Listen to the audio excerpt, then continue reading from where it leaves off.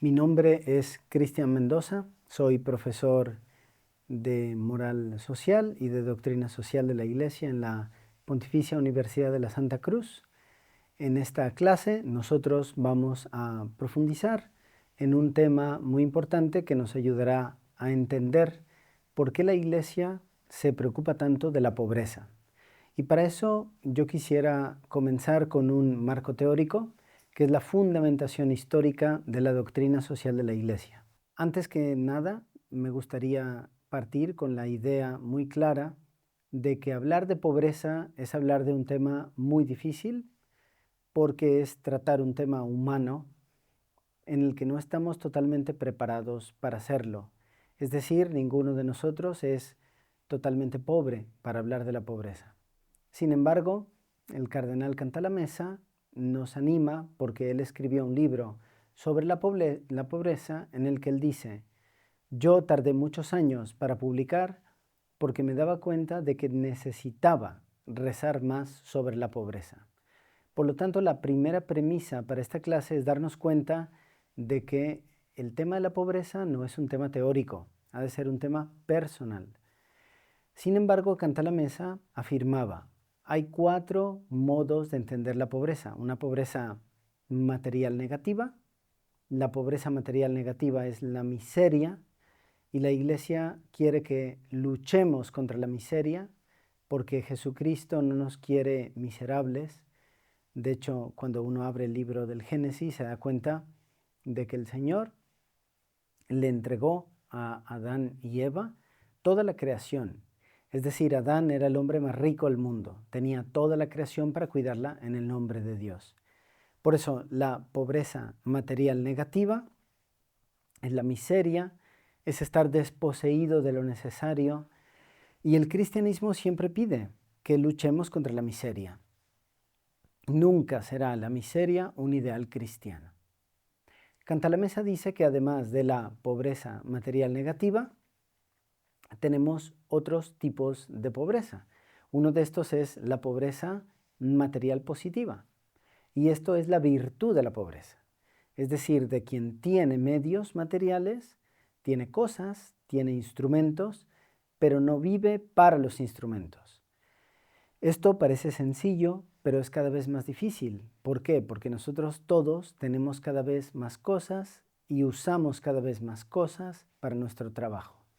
Sin embargo, hay que estar desapegados de los instrumentos, de los momentos de comunicación, de los archivos, de las fotografías, de los bienes materiales, y eso exige una atención.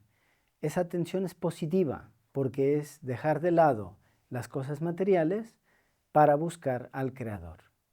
La pobreza material positiva es la virtud de la pobreza. Existe una tercera categoría de pobreza que describe el cardenal Cantalamessa, y esta es la pobreza espiritual negativa.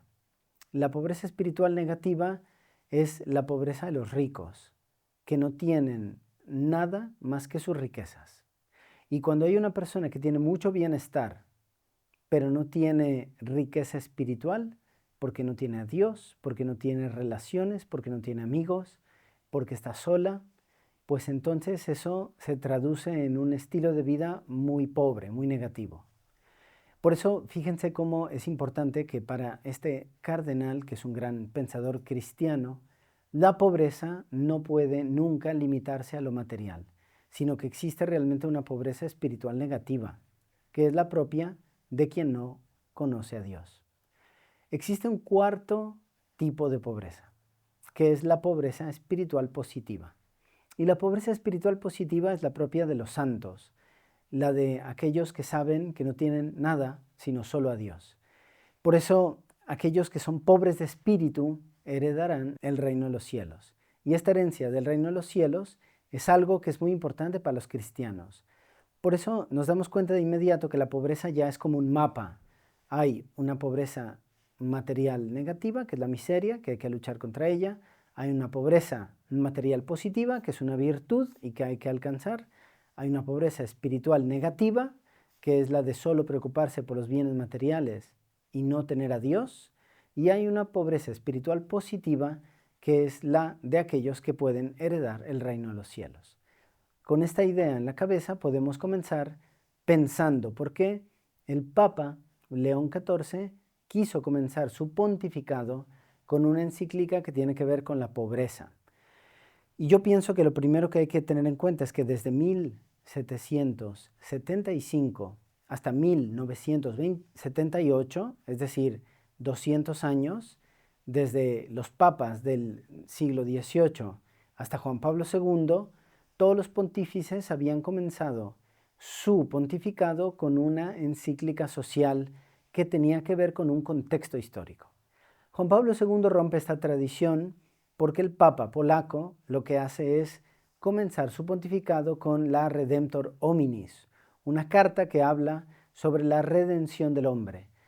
Pero es interesante darnos cuenta de que a lo largo de la historia y también lo que recibe León XIII en 1870, cuando él empieza a ser pontífice, en realidad en 1878, lo que hace es continuar una tradición, es decir, los papas siempre se han preocupado por el estado social del mundo. Por lo tanto, podemos pensar que León XIV lo que hace es continuar una tradición del pontificado como él lo ha vivido. Vamos a tratar este tema, estas 4 pobrezas, dentro de un contexto muy claro, que es el contexto de la doctrina social de la Iglesia. Y para eso yo quisiera distinguir. Una cosa es la doctrina, docta, tradita, es decir, una serie de enseñanzas, docta, tradita, que han sido entregadas de una generación a otra a lo largo de la historia. Esta doctrina social se constituye desde 1891, fecha en que León XIII publica una carta circular llamada encíclica, que es la Rerum Novarum. En latín significa por las cosas nuevas, sobre las cosas nuevas. En 1891 el Papa quiere escribir esta carta. ¿Por qué cambia un antes y un después? El cristianismo, desde la época del Señor, se ha preocupado de los pobres, de los que sufren, de los enfermos, y cualquiera que abra el Evangelio se da cuenta cómo Jesús, pues, curaba a los enfermos, daba de comer a los hambrientos, acompañaba a las multitudes. Si la atención a los más débiles es la esencia del Evangelio, entonces, ¿por qué se habla de una doctrina social a partir de 1891? La respuesta es evidente, porque en 1891 León XIII comienza un estudio sistemático de los problemas sociales con una metodología. Y a mí me gustaría subrayar esta idea. Hay una nueva metodología que no existía antes, porque lo que hace León XIII es darse cuenta de que desde la Ilustración se cambió el punto de referencia del orden social. Hasta antes de la Ilustración, hasta antes de la Revolución Francesa, lo que se tenía era la idea de Dios, que pone a un rey, que crea una jerarquía, y esa jerarquía gobierna el mundo con un orden que es reflejo del orden divino. A partir de la Ilustración se quita esta jerarquía. Se guillotina al rey, se niega la nobleza, se niega el episcopado, y a partir de entonces tenemos que reconstruir el orden social de alguna manera. La Ilustración proponía, vamos a hacerlo simplemente con la razón. Y sin embargo, la Iglesia necesita no simplemente una idea de sociedad, sino una sociedad que responda no a lo que pensamos nosotros, sino a lo que quiere Dios de la sociedad. Por lo tanto, León XIII tiene la gran necesidad de fundamentar el estudio de la sociedad en la ley natural. La ley natural es el reflejo de la ley eterna de Dios en la inteligencia de los hombres. Y por lo tanto, ¿qué significa esta ley natural? Pues que si yo voy a comer, tengo que comer lo que naturalmente me ayuda. no puedo comer 3 kilos de carne porque me enfermo. Y no puedo comer solamente verduras porque tal vez me pueda enfermar. La norma, la naturaleza me dice lo que es bueno y me dice lo que es malo. Por lo tanto, León XIII necesita reescribir su atención al orden social fundamentándose en lo que es el hombre. Importantísimo, porque de la idea que yo tenga de persona depende la idea que yo tenga de sociedad. Si yo creo que la persona es buena, pero entonces la sociedad lo pone en un estado de competición, de lucha, pues yo caigo en las teorías de Rousseau, donde el ser humano es naturalmente bueno, pero el intercambio social lo hace malvado. Si yo creo que el hombre es malo y que por lo tanto el hombre tiene que ser constantemente limitado en lo que hace, pues yo caigo en las teorías de Hobbes, que ve en el hombre un lobo para los otros hombres y por lo tanto el contrato social lo que tiene que hacer es evitar que dañe a los demás. De la idea que tengo de persona depende la idea que tengo de sociedad. León XIII para esto dice, tenemos que hacer una sociología cristiana fundamentada en la ley natural que respete la idea de que el hombre es un hijo de Dios. Y llegamos a esta idea de que la doctrina social de la Iglesia es simplemente una expresión del amor cristiano en una sociedad diversa y plural que anhela a la justicia, a la concordia y a la paz. El Papa Benedicto XVI la definió como caritas in veritate in re sociali, es decir, como el anuncio de la verdad del amor de Cristo en la sociedad. Toda la visión de la Iglesia, por cuanto se refiere a la sociedad, es la visión del anuncio del amor de Dios en la sociedad y a través de la sociedad. Por lo tanto, nuestra sociedad, es decir, nuestras escuelas, nuestras universidades, nuestro orden político, nuestros intercambios comerciales, reflejan de alguna manera lo que tenemos en el corazón. Si yo quiero ayudar a los demás, pues voy a ayudar a los demás en la educación, voy a ayudar a los demás en la política, voy a ayudar a los demás en la economía. Si yo pienso solo en mi beneficio, pues voy a pensar en mi beneficio en la economía, en la política y en la educación. Esta es la idea que tiene la Iglesia del intercambio social. Vivimos para los demás, somos todos seres entregados al servicio de los demás en busca de una trascendencia. Y si lo pensamos detenidamente, es evidente que cuando abro la Biblia no me dice si tengo que votar un partido u otro partido. La Biblia no me dice si tengo que invertir o no invertir en un tipo de empresa. La Biblia no me dice si es mejor el capitalismo que el socialismo. La Biblia lo que me dice son principios universales donde a partir de ahí yo lo que tengo que hacer es concretarlos con una sabiduría filosófica y con una sabiduría social. Por lo tanto, la doctrina social es un anuncio de fe que se fundamenta en una filosofía y en unas ciencias sociales que me permiten evitar decir cosas genéricas. Por poner un ejemplo, si yo digo, bueno, la bioética es importante.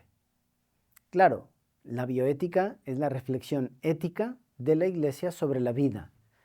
Pero si yo no sé nada de medicina, no sé nada de farmacia, no sé nada de química, pues yo puedo dar ideas generales. Puedo decir, hay que cuidar de la vida, hay que cuidar de los más débiles, pero ¿qué sucede cuando una persona quiere o no quiere tomar una pastilla?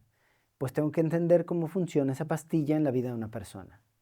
Lo mismo la doctrina social. Estamos hablando de un tema fundamental, estamos hablando de la pobreza. Pues para entender cómo tengo que afrontar este problema de justicia delante de una persona, me tengo que plantear yo, en lo concreto, qué tengo que hacer y qué hay que tener en consideración. Y la respuesta aquí son 3 ideas muy sencillas que antes de leer la Dilexite del Santo Padre León podemos tener en cuenta. La primera idea: la justicia es darle al otro lo que es suyo. El Papa nos recuerda en Dilexite que San Juan Crisóstomo sugería que cuando doy al pobre, le estoy dando en el fondo lo que es suyo. Y para entender esto, tenemos que darnos cuenta de que hay pobres en el mundo que no tienen dignidad humana. Y cuando yo ayudo a una persona a recuperar su dignidad, nunca solo desde el punto de vista material, porque la dignidad es dignidad de corazón, de amar lo que es humano y no lo que es animal, es dignidad trascendente, de amar aquello que me permite dejar en este mundo algo bueno y no solo lo inmediato, dignidad que es la dignidad de los hijos de Dios, que es amar aquello que agrada al Señor y no solo aquello que agrada a los hombres. Cuando yo doy al otro su dignidad, cuando le ayudo a recuperar la dignidad, lo que hago es darle lo que es suyo, porque la dignidad humana es algo que pertenece al ser humano. Por lo tanto, el Papa nos está recordando, hay personas que han perdido su dignidad y tenemos que regresarles la dignidad. Y para eso es muy interesante pensar que tenemos personas alrededor que aunque tengan bienes materiales, no tienen una plena dignidad humana. Y una conversación, un acercamiento, un momento de oración, le regresa su dignidad. Porque la justicia es dar al otro lo que es suyo. Y cuando yo le doy al otro lo que es suyo, estoy haciendo un acto de justicia. La segunda idea: cuando yo quiero darle al otro algo más, no solamente lo que es suyo, sino algo más, puedo darle de lo que es mío. Y cuando yo doy al otro lo que es mío, hago un acto de caridad. Y por ejemplo, cuando yo quiero regalarle a un amigo mi tiempo, cuando yo quiero hacer una obra de misericordia y enseño al que no sabe, cuando quiero dar limosna y doy de lo que es mío, no hago un acto de justicia, hago un acto de caridad. Y esto es muy importante para la moral social, porque podría pasar que alguna organización política, un Estado, diga: los pobres son muy pobres, voy a ponerle más impuestos a los ricos para que den dinero a los pobres. Pero pagar impuestos no es un deber de caridad, es un deber de justicia ante el Estado que me exige pagar esos impuestos. Y podría pasar que una autoridad política, obligándome a vivir la justicia, fiscal en este caso, me impida vivir la caridad personal. Cuando obligamos a las personas a dar, esas personas tienen la obligación de dar y no pueden dar libremente. Y dar libremente es un deber de caridad. Todos podemos hacer más desde el punto de vista de la caridad. Podemos dar más tiempo, podemos dar más cariño, podemos dar más bienes, podemos tener más atención. Y por tanto, si la justicia es dar al otro lo que es suyo, por lo tanto darle su dignidad, la caridad es dar de lo que es mío. Y por lo tanto es un acto que sobreabunda la justicia. Benedicto XVI, en esta encíclica, es decir, una carta circular que se llama Caritas in Veritate, nos ha insistido mucho en distinguir la caridad y la justicia, dando la primacía a la justicia. En el punto 6 de la encíclica, el Papa recuerda que la ciudad de los hombres no se edifica solo por relaciones de justicia, sino que es necesaria una gratuidad, una misericordia y un don. Pienso que esta distinción es ya muy importante. Nosotros tenemos que vivir para dar. Hemos sido creados para dar. No podemos vivir simplemente pensando en que el orden social ha de obligarnos a ayudar a los demás. Con más leyes, con más regulación, con más intervención, sino que el orden social nos debe permitir vivir mejor la caridad. La tercera gran idea para poder leer claramente la Dilexité se encuentra en esta profunda convicción del cristianismo que el bien humano no es nunca solo material. Cuando le preguntaban a Santo Tomás de Aquino cuál era el bien común, Santo Tomás decía que el bien común es Dios. La totalidad del bien humano es Dios. Y si lo pensamos despacio, lo único que importa en nuestra vida finalmente es alcanzar aquella voluntad del Creador. Fíjense lo que dice el Papa León XIV en la Dilexité.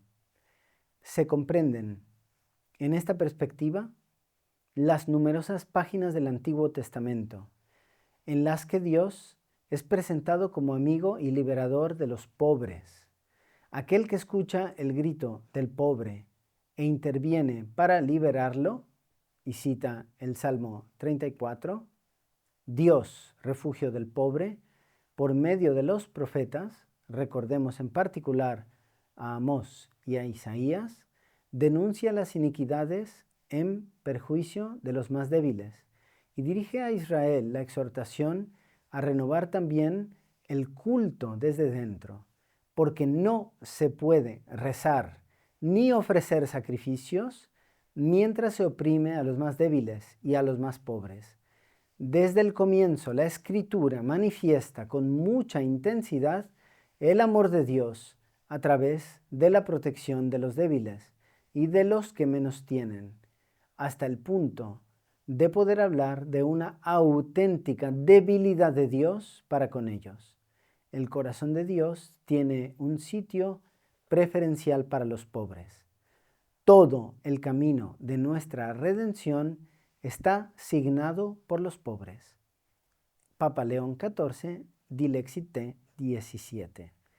La idea de la pobreza que se refleja en las enseñanzas del pontífice y que está en el Antiguo y en el Nuevo Testamento es una idea de pobreza no solo material. Los pobres, como la Virgen Santísima que cantaba en aquel Magnificat, que ella sería alabada por todas las generaciones porque Dios se fijó en su humildad y en su pobreza, es una pobreza espiritual. Es una dependencia profunda, profundísima de Dios.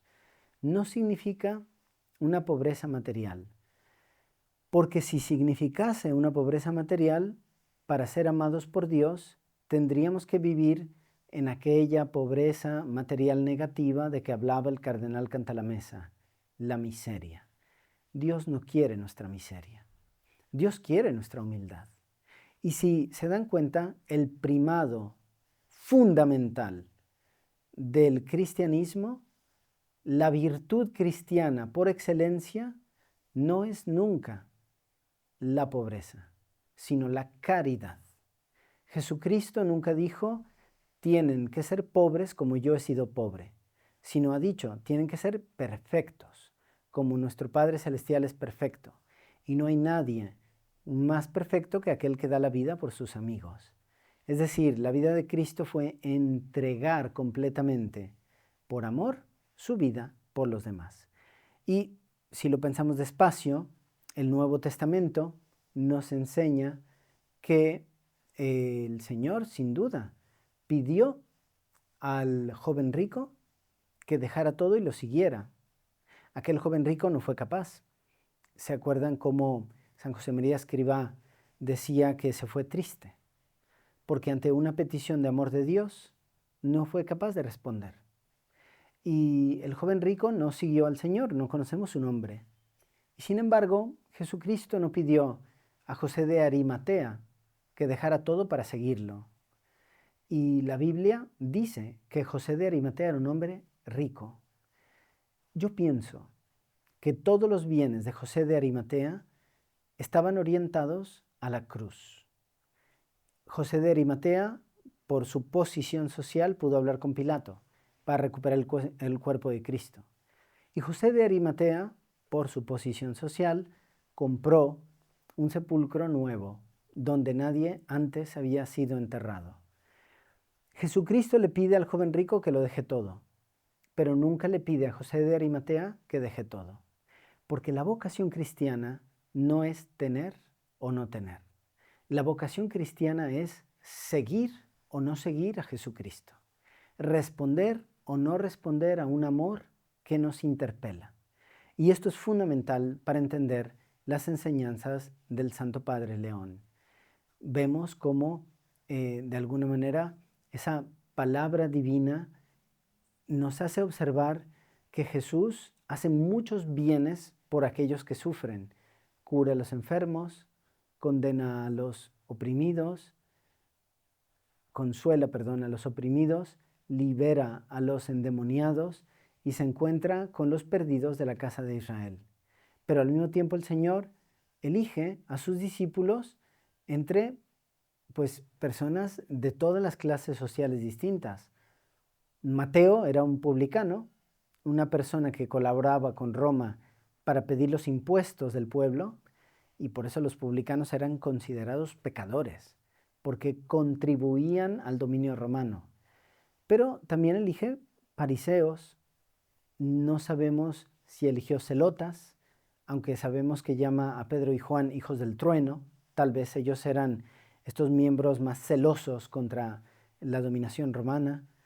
No sabemos si el Señor eligió saduceos, que era la clase noble de Israel, aunque tal vez el joven rico justamente era un saduceo. Lo que sabemos es que el Señor, en el centro de su llamado, no tiene la pobreza, sino la caridad.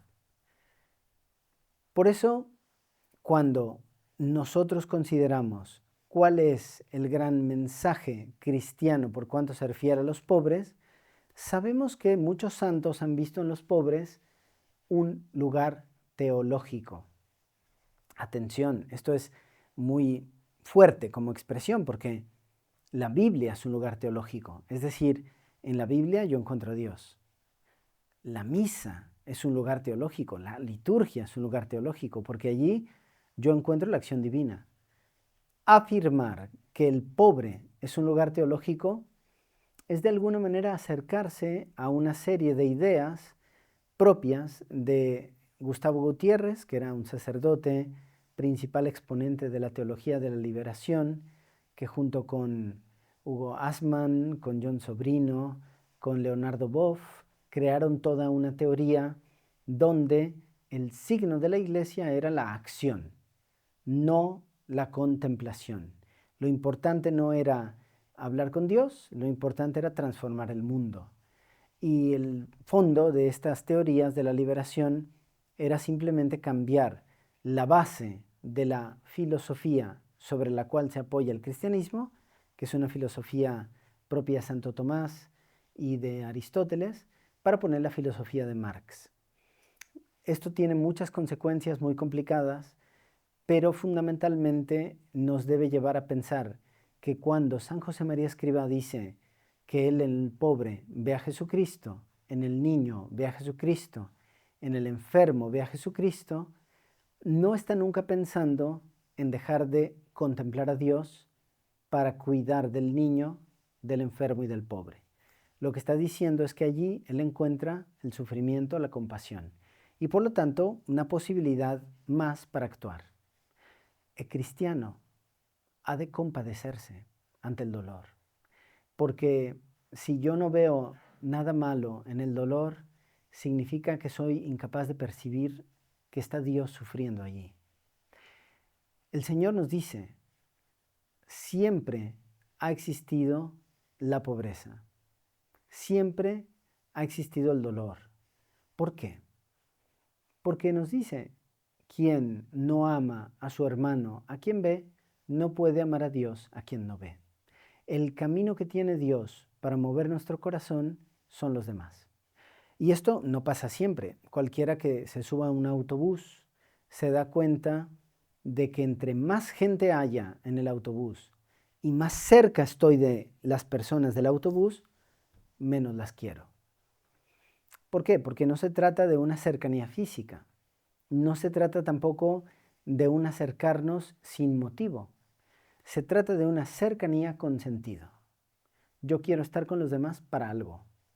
Y luego además quiero estar con los demás por una decisión libre. Por eso la idea del Papa León XIV en Dilexite es la de pensar si yo personalmente estoy dispuesto a acercarme al que sufre. Y atención, el que sufre puede ser una persona que no tiene nada, pero puede ser también una persona que está sola, puede ser también una persona que es despreciada, puede ser una persona que es juzgada, incluso precisamente por tener algo. Y por lo tanto, toda esta idea de la pobreza no es nunca material, solamente. Es también racional, porque hay personas que son ignorantes y también viven una pobreza muy profunda, y hay personas que son espiritualmente pobres. De ahí que la idea de cuidar de los demás sea muy importante para el cristianismo, pero no es solamente una especie como de excusa, es decir, yo no quiero darle de comer a los pobres para que cuando tengan el estómago lleno escuchen el anuncio del cristianismo. Al contrario, yo lo que quiero es darles una ayuda porque ese es el comienzo del anuncio de la fe. Y aquí es muy importante una distinción. Jesucristo se encarna y Él, siendo Dios y hombre verdadero, tiene un cuerpo y por lo tanto cuando muere y resucita tiene un cuerpo.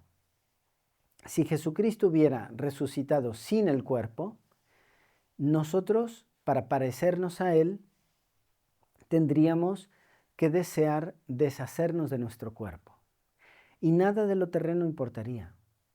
Pero como Jesucristo resucita con su cuerpo y come el pescado con sus discípulos resucitado, nosotros también queremos resucitar y conservar lo corpóreo.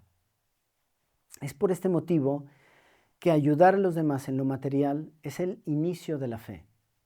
Y a un niño que yo consigo explicarle que lo que Dios le da de comer es un regalo divino y que está haciéndole su cielo ya en esta tierra, es un modo también de anunciar el reino de Dios ya hoy en lo concreto. Como paréntesis, hay un sacerdote que en la escuela enseñaba a los niños a ofrecer un sacrificio y les decía, en lugar de comerte el caramelo, se lo das a Jesús. Y el lunes, en la mañana en la escuela, todo el altar de la capilla del colegio estaba llena de caramelos. Porque para un niño, darle algo a Dios es dejar de comérselo él, es ponerlo en el altar, porque se lo come el Señor. Y había un niño muy pequeño que quería poner su paleta al lado del sagrario. Y el sacerdote le dice, ¿qué estás haciendo?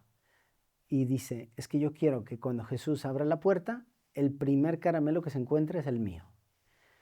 Bueno, la vida cristiana no es esa renuncia en plan, yo doy a alguien algo y lo pierdo, sino que yo cuando doy a alguien algo, lo gano, porque estoy haciendo ya el reino de los cielos.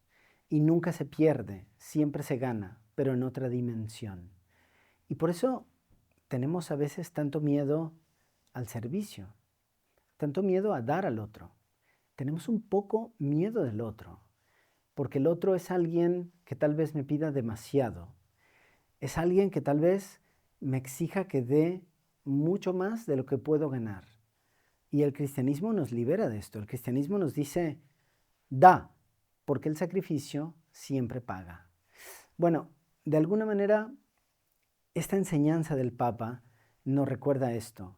Si queremos cambiar este mundo para Dios, tenemos que iniciar dando un poco de lo que somos, de lo que pensamos, de lo que tenemos, de lo que hacemos y de lo que conseguimos, porque de esta manera podremos, tarde o temprano, también hablar de la misión salvífica de Cristo.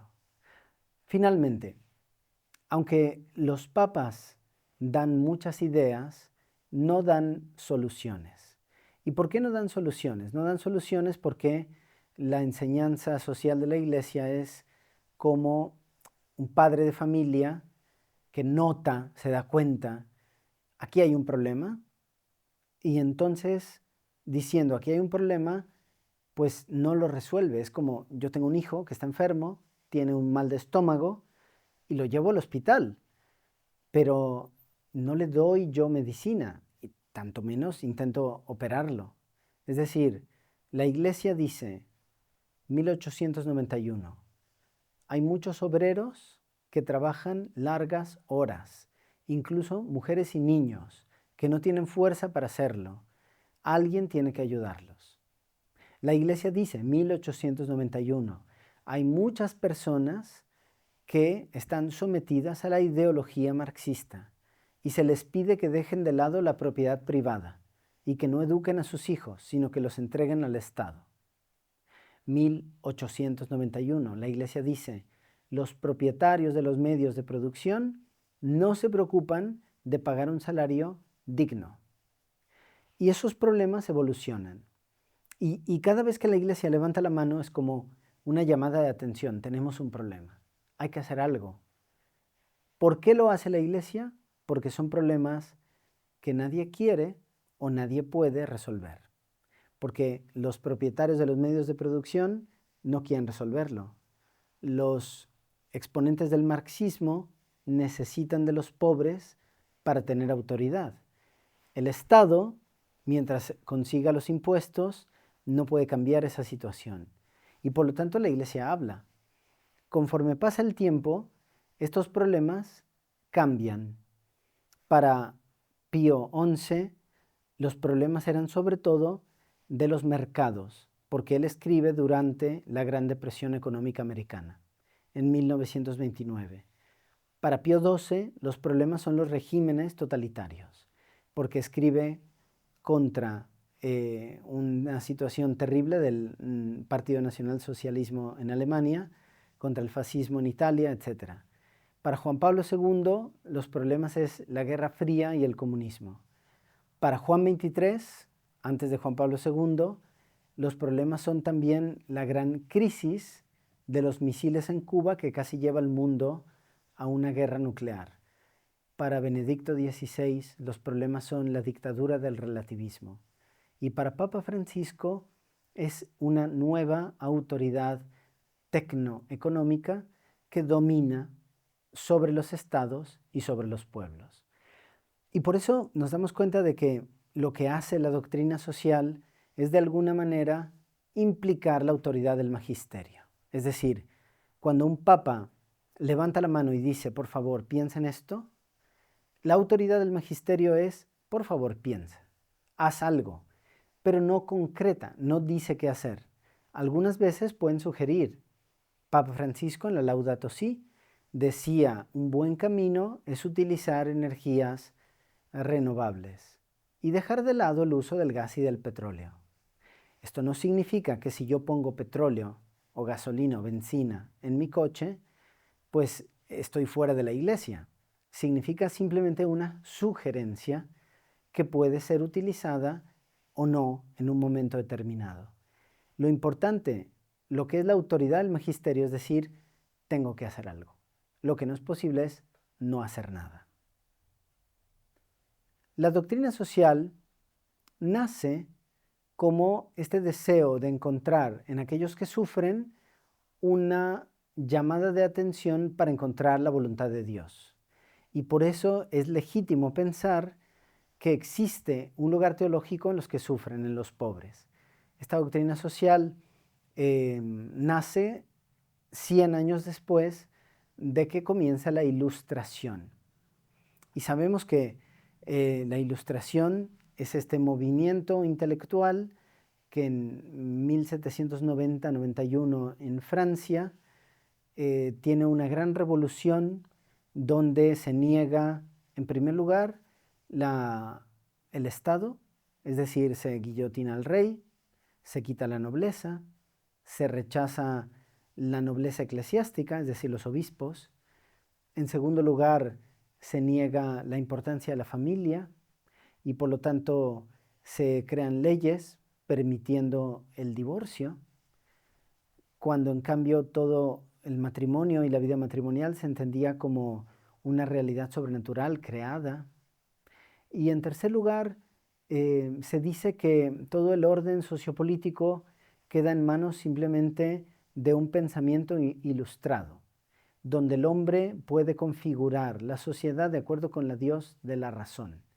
Y si nos damos cuenta, este movimiento es rapidísimo. Es decir, la abolición de los derechos del clero para someter al clero al orden de la república, la permisión del divorcio como un derecho civil y después también la permisión de la creación de leyes que no tienen nada que ver con la naturaleza sino con la cultura, lleva a un cambio de las tres instituciones más importantes del hombre: la familia, la iglesia y la configuración política. No elegimos dónde nacer, sino que nacemos en una familia. No elegimos en qué creer, sino que nos lo transmiten nuestros padres. Y no elegimos nuestro país, sino que nacimos en un contexto sociopolítico. Las tres instituciones sociales por excelencia, la familia, la iglesia y el Estado, son negadas de un plumazo por la Revolución Francesa. Este movimiento intelectual hace que tenga consecuencias políticas muy graves y por tanto se crean nuevas corrientes de pensamiento. ¿Por qué? Porque si yo llego a la convicción de que Dios no puede enderezar a los jorobados, pues entonces soy yo el que tengo la tarea de hacerlo. Pero yo tengo esa tarea porque he llegado yo a esa convicción.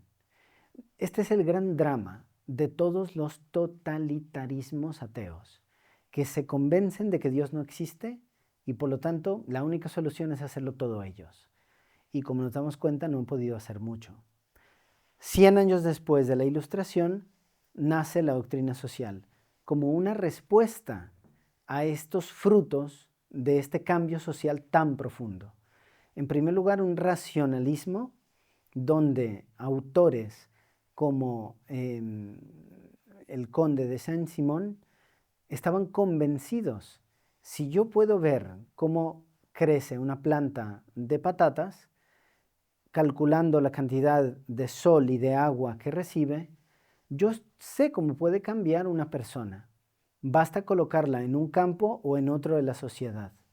Y entonces puedo planear la sociedad. Saint-Simon era el que tuvo como secretario a Auguste Comte. Y Comte, el padre del positivismo moderno, podía matematizar el comportamiento humano. Porque claro, yo cuando he medido cuánto crece una planta de patatas con tanta agua y con tanto sol, puedo hacer una fórmula matemática. Y siguiendo la fórmula matemática puedo establecer leyes sin necesidad de ver nunca más ninguna planta de patatas. Si yo pienso que esto, que es un método de las ciencias naturales, se puede aplicar a las ciencias sociales y yo puedo medir el crecimiento del hombre simplemente con leyes matemáticas, estoy poniendo las bases para un totalitarismo y para lo que sería en tiempos modernos el marxismo.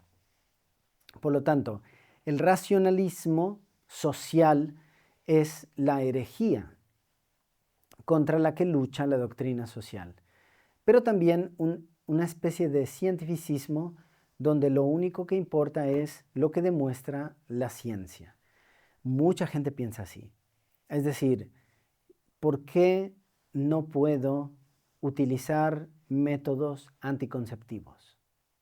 Si yo tengo la libertad de usar la medicina para aquello que me conviene.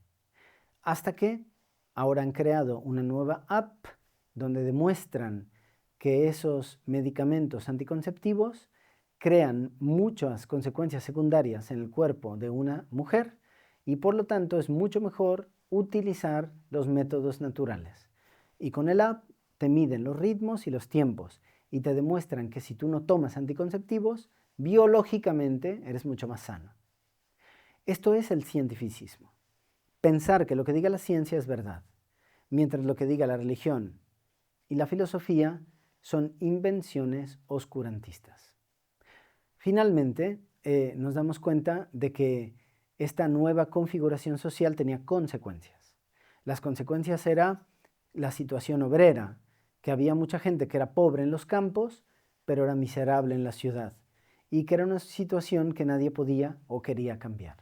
Allí es cuando el Papa comienza a hacer una doctrina social. Todo basado en una serie de pensadores que habían creado un nuevo modo de concebir la sociedad. Tenemos a los grandes franceses, Voltaire, que decía, tenemos que forzar al hombre a ser libre, tenemos que dirigir su voluntad hacia su propio bien, porque estaban seguros de que ellos sabían cuál era el bien del hombre. Lagrange y muchos otros pensadores franceses que habían matematizado la acción humana y que eran capaces de alguna manera de llevar a las personas a vivir la mejor vida posible de acuerdo con sus categorías. Pasteur, que era un gran biólogo y que había conseguido el desarrollo de una mayor salud biológica, daría origen a aquellas ideas que hoy también nosotros conocemos como ideas donde lo importante es estar sanos y tener como un futuro biológico más estable. D'Alembert, que era un matemático, que se daba cuenta de que si nosotros podemos calcular la trayectoria de las estrellas, podremos sin duda calcular también la trayectoria de las decisiones humanas. Esta es la base de lo que pasa hoy con nuestras plataformas de comunicación. Cada vez que yo acepto los cookies y le doy información al algoritmo de lo que estoy viendo, en el idioma que lo estoy viendo, en el momento que lo estoy viendo y de con quién estoy hablando, pueden hacer un mapa de las elecciones humanas y por lo tanto prever cuáles serán las mejores elecciones humanas del futuro. Turgot, que era probablemente uno de los economistas más brillantes del tiempo de Luis XVI, que consiguió de alguna manera un desarrollo económico muy grande, que está a la base de lo que muchas personas piensan hoy. Lo importante es crecer económicamente y todo lo demás seguirá. Si soy más rico, mi familia estará mejor. Si soy más rico, tendré más educación. Si soy más rico, tendré mejor salud. Si soy más rico, tendré mejores amistades. Si soy más rico, viviré más años. No es siempre así. Condorcet, que era un matemático muy famoso, el único que podía haber llegado realmente a una planeación de la sociedad de una manera compleja, completa, era uno que de alguna manera podía prever realmente cuáles eran las elecciones sociales, la cantidad de hijos que se tendrían, dónde se desearía trabajar y podía hacer realmente una ingeniería social.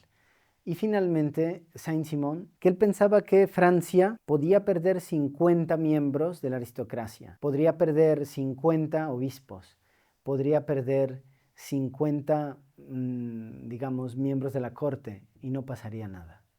Si perdía en cambio 50 ingenieros, Francia se iría a la ruina. Por lo tanto, él quería crear 3 cámaras de desarrollo, un grupo de ingenieros que dictaran lo que tendría que hacer un grupo de científicos, que dijeran cómo hacerlo, para pasarlo finalmente a un grupo de empresarios que podrían ejecutarlo. Y esta idea que él escribe en un libro que se llama El Organizador es el fruto, el inicio del socialismo marxista como lo conocemos en nuestros días. El Papa León XIII, que era un hombre profundamente letrado y que era un hombre que hoy inspira al pontífice León XIV, quería hacer frente a todas estas teorías desde el principio. Y para hacerlo él llama en ayuda a los profesores del Colegio Romano de entonces, que hoy es la Universidad Gregoriana, que eran 2 jesuitas, sobre todo Luigi Taparelli d'Azeglio y también Matteo Liberatore, que le ayudan de alguna manera a crear una sociología cristiana fundamentada en la ley natural. Solamente con esa sociología cristiana se podía hacer frente a un análisis sistemático de toda esta problemática social y lo hace de una manera brillante. 4 principios: subsidiariedad, solidaridad, bien común y dignidad de la persona. El más importante de todos es la dignidad de la persona, porque la dignidad de la persona radica en la revelación que nos dice que cada uno ha sido hecho de una manera única e irrepetible, porque es imagen y semejanza de Dios. Imagen ontológica y semejanza moral. Cada vez me parezco más a Dios en la medida en que me comporto mejor. pero de ahí yo puedo crear una sociedad. Si quiero un restaurante, lo tengo que hacer para que la gente se lo pase mejor. Si quiero hacer una empresa, la tengo que hacer para que la gente sea tratada mejor. Si quiero hacer un centro de investigación, lo tengo que hacer para el bien de la persona, no contra el bien de la persona. Y a partir de ahí, León XIII desarrollará toda una serie de encíclicas que van a repetir estos mismos principios. Dignidad de la persona, bien común. Dignidad de la persona es atención al bien del uno, bien común al bien de todos. Subsidiariedad, atención al bien del uno. El Estado no puede hacer lo que toca a la familia. La escuela no puede hacer lo que toca a la familia. La escuela tiene que ayudar a la familia, no cambiar lo que la familia quiere. Subsidiariedad es el bien del uno. Solidaridad es la responsabilidad por el bien de todos. Y por lo tanto, se equilibran. La dignidad de la persona, uno. El bien común, todos. La subsidiariedad, uno.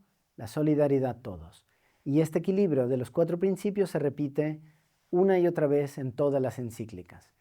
Pienso que lo que León XIII realmente ha hecho es crear un nuevo modo de entender la sociedad con un ritmo y con un orden. Orden que permite establecer una gran distinción entre lo que toca la Iglesia y lo que toca el Estado.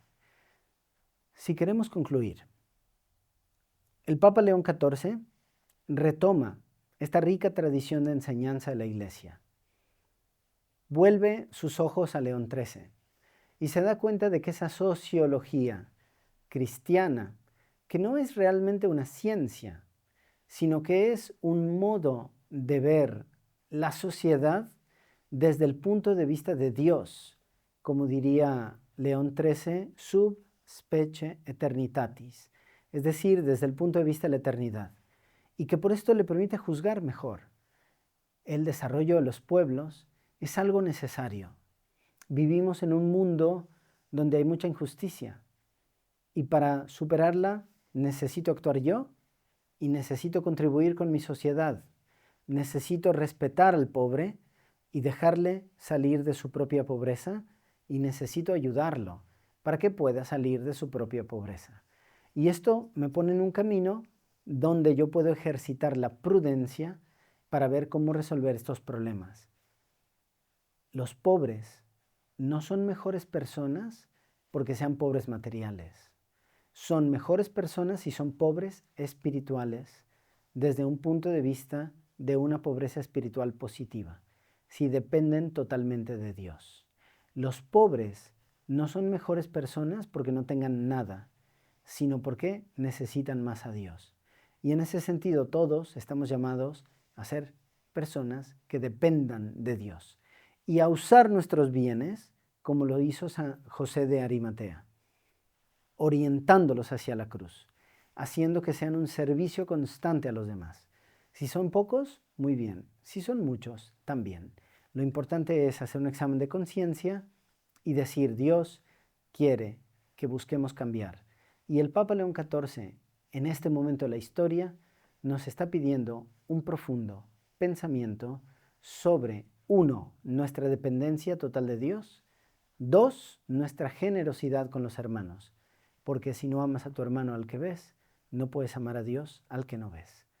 Esta es la lectura de la encíclica que animo mucho a leer y este es el marco de comprensión del pensamiento de la Iglesia sobre la pobreza, que no es nunca solo material, sino también espiritual y también racional. Una vez más, soy Cristian Mendoza, profesor de Moral Social en la Pontificia Universidad de la Santa Cruz. Muchas gracias por su atención.